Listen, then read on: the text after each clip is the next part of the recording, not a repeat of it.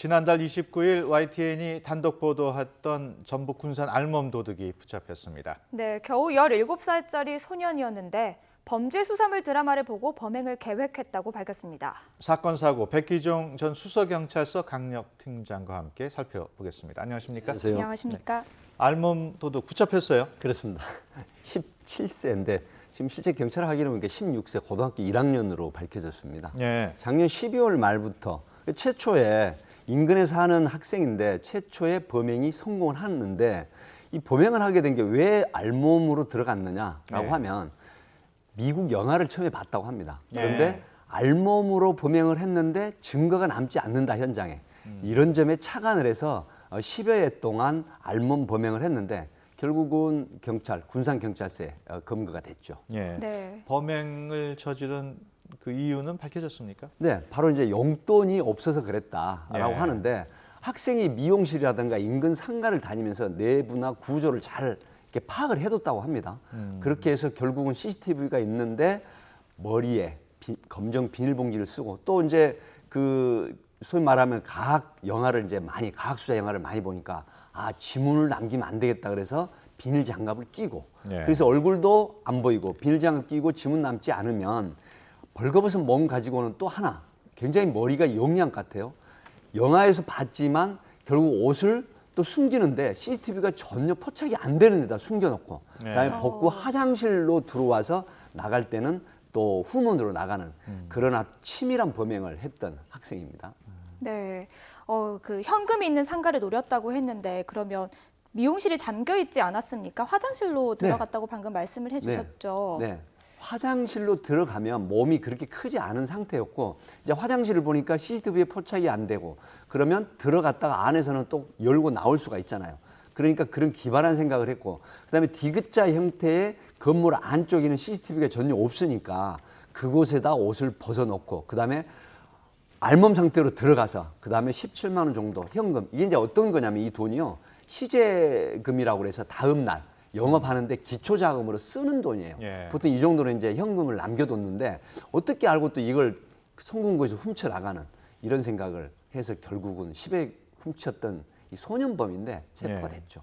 네, 그런데 또 이 소년범이 처음이 아니었다고 하더라고요. 이전에 그렇습니다. 한번 같은 수법으로 범행을 저질렀는데 두 번째 범행에 잡혔다고 들었습니다. 뭐 사실 그 작년 12월부터 이런 범행이 있었거든요. 그러니까 이 학생 사실 도둑이지만 학생인데 한 번 범행을 했는데 용돈이 생겼어요. 그러니까 용돈 재밌게 쓰고 PC방이나 제과점이나 다니면서 이렇게 재밌게 썼어요.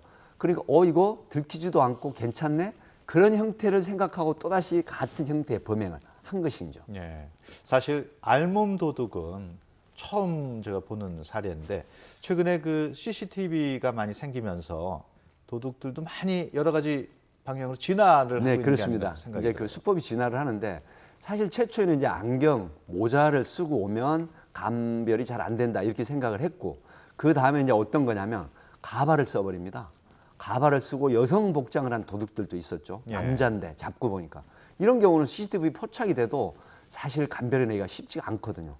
그런 상황이고 지금 또 앵커께서 말씀하셨지만 옷을 완전히 벗어버린 상태에서 그다음에 얼굴과 지문을 남기지 않은 형태인데 사실 간음증 범행을 하는 사람들이 또 이런 경우가 실제 있었고요.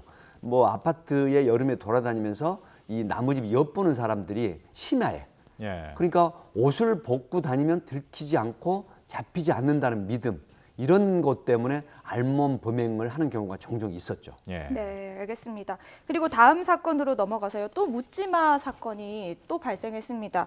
이 경기 수원지방검찰청이 30살 김모 씨를 이 30살 여성을 상해 등의 혐의로 구속 기소했습니다. 시민들을 별다른 이유 없이 그냥 때렸다고 하던데 어떻게 된 사건입니까? 사실 그렇습니다. 30세 된 여성인데 묻지마 무차별 폭행이라고 이렇게 제목을 붙이고 싶네요. 예. 그러니까 지난 5월 3일 오후 5시경에 70세 된 노인분을 향해서 넌 예. 뭐야 이제 욕설을 하면서 그 주먹질을 하고 그다음에 하이힐로 차고 예, 지금 화면으로 그렇습니다. 나와보거든요. 이제 저런 형태를 했는데 옆에 지나가던 시민이 보다 못해서 32세 된 주부죠.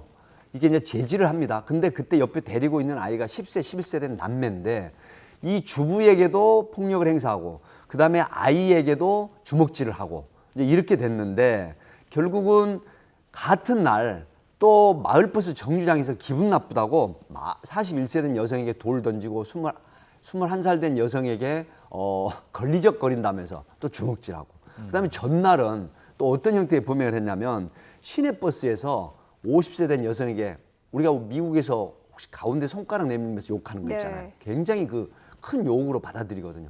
근데 이런 형태의 욕을 하면서 결국 머리채를 잡고 흔드는 등 시민 7명을 무차별 폭행을 묻지마 폭행을 했는데 결국은 진단이 4주 2주 나서 수원지검에서는 도저히 재질이 나쁘니까 이런 경우에는 구속 기소해서 처벌을 해야 되겠다. 이렇게 예. 재판에 넘긴 겁니다. 예. 네, 무- 조금 전에 화면으로도 봤지만 왜 그런지 궁금하거든요. 김 씨, 왜 이런 범죄를 저지른 겁니까? 이 여성이 1년 전부터 옷가게를 운영을 했습니다. 그런데 2천만 원 정도 손해를 봤다고 해요.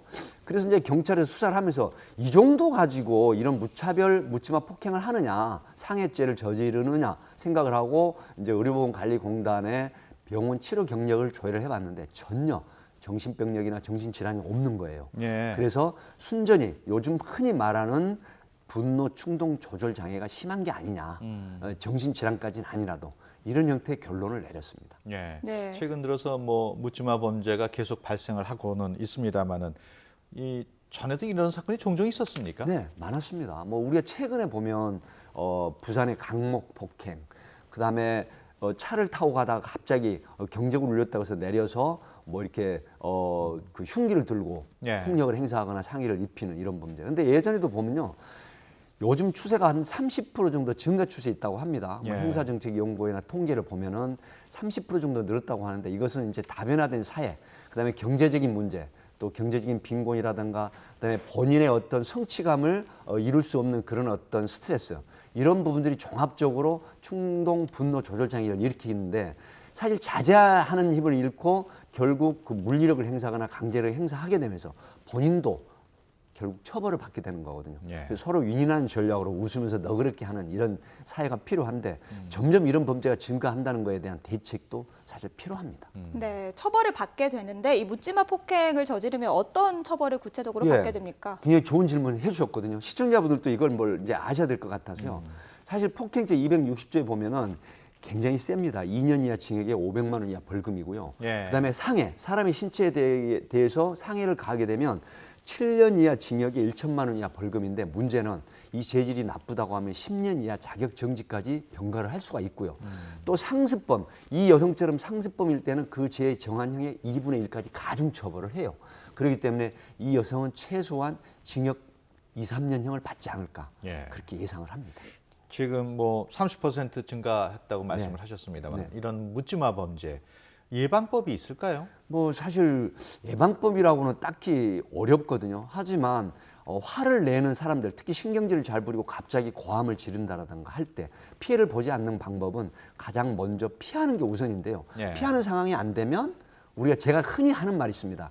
생활에 필요한 게 111을 1번에 단축키로 저장해 놓으시는 거 굉장히 중요하거든요. 네. 1번만 누르시면 경찰관이 3분 이내로 달려오게 됩니다. 예. 그래서 신고하는 게 가장 빠르고요. 특히 자동차를 운전하시다가는 이 분노 충동 조절 장애가 굉장히 많아지기 때문에 절대 싸우지 마시고 피하시거나 아니면은 신고를 하시는 게 문을 열지 않고 신고하시는 게 가장 좋은 방법이라고 말씀을 드리고 싶네요. 네, 예. 무엇보다 이런 범죄가 일어나지 않아야 하겠습니다. 그렇습니다. 네, 그리고 또 하나의 사건을 알아볼 텐데요. 학교 전담 경찰관이 그 여고생과 성관계를 맺었습니다. 이 경찰청 특별조사단이 재조사에 착수했다고요. 네, 조정환 특별조사단장이 사실은 강신명 청장보다 일기 선배인 경찰대 일기 출신인데 예. 제가 개인적으로 아는 건 아니지만 굉장히 객관적이면서 뭐랄까 자기가 하고 있는 일에 대해서 충성도가 높은 사람이거든요. 예. 그러니까 어떤 외압에 휘둘리거나 하는 사람이 아니라는 걸로 경찰 내부에서도 정평이 나 있습니다. 예. 그래서 이제 부산에 정말 많은 국민들로부터 실망을 준 SPO 학교 전담 경찰관에 대한 이런 문제를 정확하게 진단하고 그 다음에 조사를 해서 처벌을 하고 할 것. 이런 형태에서 정확한 처리 과정을 조사를 명확하게 해보자 하는 차원에서 특조단을 구성해서 대대적으로 지금 하고 있습니다. 예. 네, 이번 수사에 그러면 초점은 무엇입니까? 재조사에서 밝혀내야 될 것이 어떤 것들이 몇 있을까요? 가지로 말씀을 드릴 수 있겠는데 먼저 이 여고생, 여중생일 때부터 만난 이 여학생들의 강압적인 성관계가 있었느냐 없었느냐 이게 중요하거든요. 그래서 저는 개인적으로 형법에 미성년자 간음 등에 대한 처벌 조항이 있거든요. 5년 이하 징역형인데 사실은 학생의 어떤 위계라든가 어떤 무지라든가 인식의 그 느슨한 점을 이용해서 성관계를 갖게 하는 점이 302조라고 제가 기억이 되는데 이 처벌이 가능하다고 저는 보고 있어요. 이 경찰관들.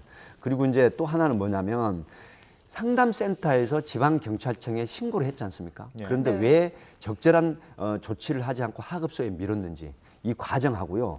그다음에 이제 해당 경찰서에서 이 성관계한 경찰관들 SPO에 대한 이 사표를 의원 면직을 하고 그다음에 수리를 했는데 여기에 대한 적절한 부분이 있었는지 아니면 부적절한 조치가 있었는지 이걸 확인을 하게 되고 그다음에 지휘관들이 이걸 보고를 받았느냐 아니면 보고를 하지 않고 중간선에서 마무리를 했느냐 이런 부분. 그냥 마지막으로는 결국 상급 간수의 지휘관들이 이 사실을 알았느냐 몰랐느냐 또 부산지방경찰청의 지휘관이 알았느냐 몰랐느냐 이 부분을 아주 엄혹하게 철저하게 조사를 하겠다. 예. 그래서 이 부분은 어떤 외압에도 휘둘리지 않고 명확하게 국민 앞에 내놓고 처벌할 건 처벌하고 조치할 건 조치하자. 이런 어떤 결연한 의지를 가지고 지금 감찰 조사, 특별 조사를 하고 있다고 예. 합니다. 네. 이번 사건이 워낙 뭐 충격적이라면 충격적이어서 대부분의 사람들이 그 내용을 알고는 있습니다만은 혹시 그 내용을 모르는 시청자분들을 위해서 간단하게 사건 개요를 좀 그렇습니다. 정리해 그 주시죠. SPO 학교 선담 경찰관이라고 하는 건 2012년 6월부터 실행을 했었거든요. 사실 그동안 많은 성과를 내고 또 역량도 있다고 생각이 됐었던 그런 조치였는데 예. 지금 최근에 부산지방경찰청 연재하고 사에서 31세, 33세 된 경찰관이 1년여에 걸쳐서 상담을 하는 여학생이죠. 16세, 17세. 중학교 3학년, 고등학교 1학년하고 결국은 성관계를 예. 갖게 된 겁니다. 네. 그렇다고 하면 고양이한테 생선을 맡겼느냐 하는 형태의 비난도 자초를 했던 건데 예. 이 부분에 대한 많은 국민들로부터 실망 그다음에 어떤 참담한 심정을 줬던 거죠. 그래서 이런 사건이 재발하지 않도록 하는 경찰의 특별조사단 수사 기대가 됩니다. 예. 네, 이 경찰의 특별조사단이 재수사에 착수를 했는데 아무래도 좀 회의적인 시각도 있습니다. 자체 감찰이다 보니까 제대로 이뤄질지 비판하는 시각도 있는데 여기에 대해서는 어떻게 생각하십니까? 그렇습니다. 많은 국민들의 그런 어떤 의심 또 우리 앵커께서 말씀하신 그런 의심도 저는 같다고 생각을 하는데 저는 객관적으로 앞에 말씀을 드렸지만 우선 셀프 감찰, 셀프 조사가 과연 적절하냐라고 하지만 결국은 제가 앞에 말씀드린 결연한 의지를 가지고 예. 또 한 번의 이런 특별조사단이 느슨한 어떤 조사, 제 식구 감싸기, 온정주의 조사 저는 하지 않을 거라고 봅니다. 그래서 살을 도려내는 읍참 마속의 심정으로 조사하고 그걸 국민 앞에 내놓음으로 해서 정말 새로 변모하고 쇄신하는 그런 모습을 보이기 위한 그런 수사를 하고 있고 조사를 하고 있기 때문에 한번 믿고 기다려 보시는 게 어떨까 예. 싶습니다. 예, 네. 알겠습니다. 지금까지 백기정 전 수서경찰서 강력팀장과 함께 얘기 나눴습니다. 오늘 말씀 네. 고맙습니다. 감사합니다. 고맙습니다.